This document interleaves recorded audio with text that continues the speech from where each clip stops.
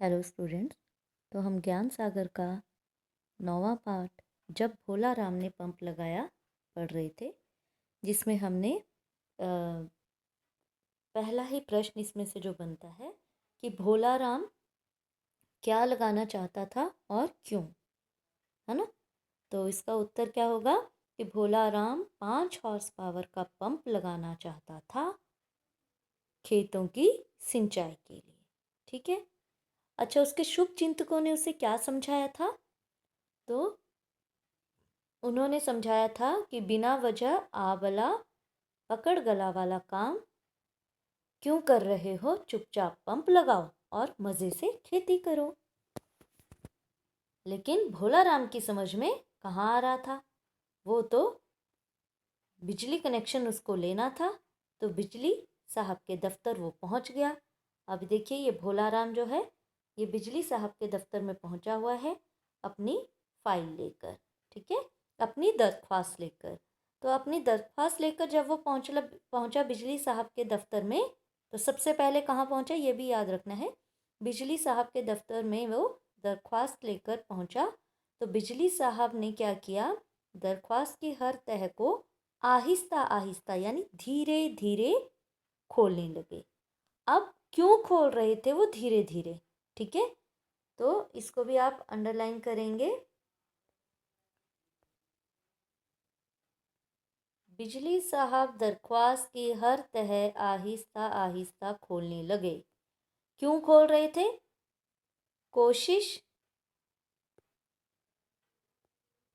कोशिश यह थी कि कागज की तह में कुछ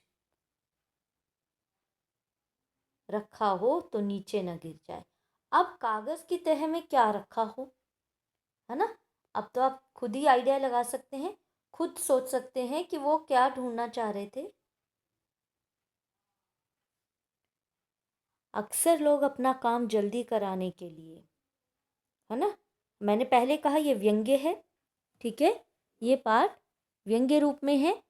हमारी सरकारी कार्यप्रणाली के ऊपर ये एक मजाक है। ठीक है, और वास्तविकता में ऐसा होता भी है। काम यदि जल्दी कराना है तो फटाफट नोट निकालिए। ठीक है, काम जल्दी हो जाएगा। नोट नहीं निकाला तो भाग दौड़ करनी पड़ेगी। ऐसा ही होता है। तो कागज़ की तह में कुछ रखा हो तो नीचे न गिर जाए, ये सोचकर वो कागज़ की हर तह को धीरे धीरे खोल रहे थे। लेकिन कागज़ में कुछ नहीं पाकर नाराज़ दिखे। उन्होंने देखा कि इसमें कुछ भी नहीं है, तो उनको थोड़ा सा गुस्सा आया कि फाइल खाली लेकर आ गया।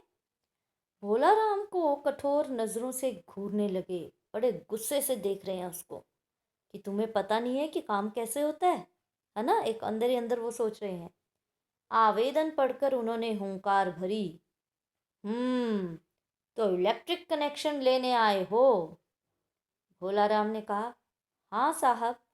अब आप देखिए, यहाँ पर विराम चिन्हों का प्रयोग कैसे किया गया है। जितनी भी किसी की कही हुई बात है वो दोहरा उद्धरण चिन्ह के अंतर्गत रखी गई है। ठीक है, तो जिसकी कही हुई बात वैसे की वैसी बताने के लिए उसको दोहरा उद्धरण चिन्ह के अंतर्गत रखा जाता है।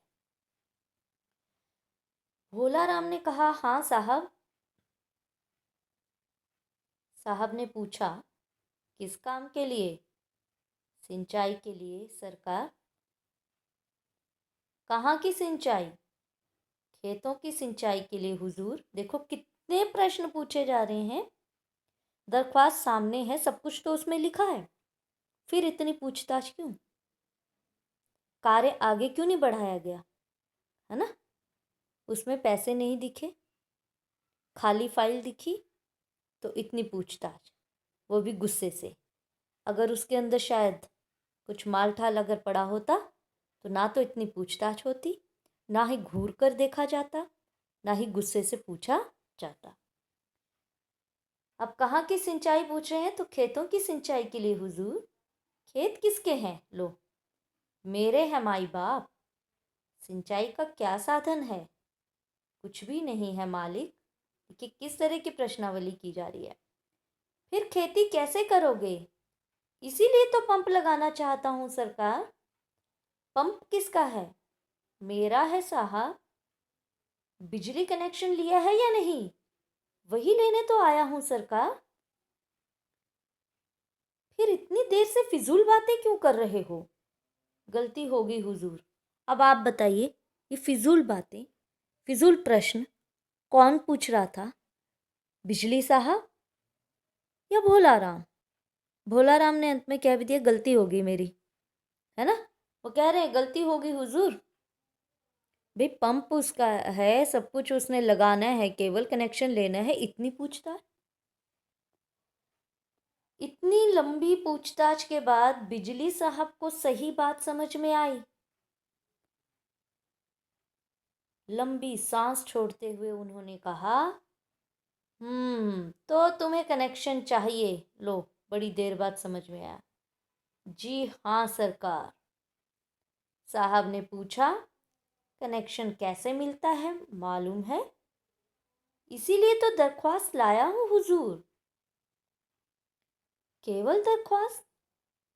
और क्या देना पड़ता है नहीं मालूम है? क्या आप बात को समझ रहे हैं? बिजली साहब किस ओर इशारा कर रहे हैं? कि दरख्वास्त ही केवल या कुछ और भी देना पड़ता है, कुछ पता भी है? भोला राम ने बिजली साहब के पीछे वाली दीवार पर टंगे हुए गांधी जी के चित्र को देखते हुए कहा, और क्या लगता है? मुझे नहीं मालूम सरकार। दरख्वास्त की जानकारी थी सो ले आया। भाई और क्या लगता है? पीछे तो देख रहे हैं हम, सत्य हिंसा की बात गांधी जी किया करते थे। गांधी जी की तस्वीर तो हर आपको सरकारी कार्यालय में मिल जाएगी, लेकिन शायद उनके पद चिन्हों पर कोई भी नहीं चलता। ठीक है? तो बिजली साहब ने उसे ऐसी नज़रों से घूरा कि वह हिंदुस्तान में नहीं रहता हो। फिर कहा, पंप लगाना चाहते हो? वह जगह किसकी है? मेरी अपनी जगह है साहब। उसका नक्शा लाए हो? भूमि स्वामी का प्रमाण पत्र है तुम्हारे पास? लो जी। अब भूमि स्वामी के पास भेज रहे हैं कि उसका प्रमाण पत्र आपके पास है? नहीं लाया हूँ सरकार। मुझे पता नहीं था कि ये सब भी लगते हैं। बिजली साहब फुसफुसाए। गुस्से से कह रहे हैं, नहीं पता है। पता नहीं था। आ जाते हैं मुंह उठाए। समझते हैं सरकारी दफ्तरों में बिना नियम कायदे के काम हो जाता है। अब समझे आप इस व्यंग्य को, कि ये बिजली साहब कह रहे हैं कि बिना नियम कायदे के काम हो जाता है। आ जाते हैं मुंह उठाकर। और इससे पहले वो फाइल जो दरख्वास्त लेके आया था, उसकी हर तह को आहिस्ता आहिस्ता खोल रहे थे। साथ में बीच बीच में बात ही बात में वो इस और भी इशारा कर रहे थे कि केवल दरख्वास्त, और क्या लगता है तुम्हें मालूम नहीं? बेचारा वो सच में भोला राम भोला था। उसे नहीं पता था कि ये सब भी करना पड़ता है ना? अब बैठे बैठे सरकारी दफ्तरों में बैठे हैं, सरकारी तनख्वाह लेते हैं, लेकिन ऊपर का माल किसे पसंद नहीं? तो शुरू है। फिर भोला राम से बोले, ठीक है, नक्शा और प्रमाण पत्र लेकर आओ, फिर देखेंगे। मतलब काम टाल दिया, उसको दूसरे काम पर भेज दिया। जाके अब वो थोड़ा वहाँ पर अपना दिमाग मारेगा। ठीक है? नक्शा और प्रमाण पत्र लाने में भी उसके समय लगेगा। तब तक के लिए उनका काम छूट गया। बस फाइल रख ली, दरख्वास्त रख ली, और दूसरी तरफ उनको भेज दिया कि जाओ नक्शा और प्रमाण पत्र लेके आओ, फिर देखते हैं क्या होगा। अब पटवारी के पास जाना, आपको पता है ना पटवारी क्या करता है? वो पूरा, उसके पास सारा ब्यौरा होता है, ज़मीन, है ना, ज़मीन के कागजात वगैरह सब कुछ पता होता है, कौन किसकी ज़मीन है, कितनी है ना? तो वहाँ से उसको लाना था। तो आज के लिए इतना ही, कि बिजली साहब के पास पहुँचने पर भोला राम को क्या क्या प्रश्न बिजली साहब द्वारा पूछे गए, उन्होंने क्या क्या प्रश्न पूछे, और उनको घूर कर वो क्यों देख रहे थे, वो भोला राम से क्या चाहते थे। ठीक है? इन सब प्रश्नों के उत्तर आप ज़रूर सोचें और इस पाठ को पढ़ें जितना पढ़ा है। और साथ ही साथ बिजली साहब ने उसका काम टालने के लिए उनको कहाँ पर भेज दिया, ये भी आपने ध्यान रखना है। अब हम कल अगले वीडियो में देखेंगे कि अब वो भूस्वामी के पास किस तरह से अपना नक्शा और प्रमाण पत्र लेकर आता है और क्या क्या मुश्किलें उनको वहाँ भी पेश आती हैं। ठीक है, तो ये हम कल अगले वीडियो में पढ़ेंगे।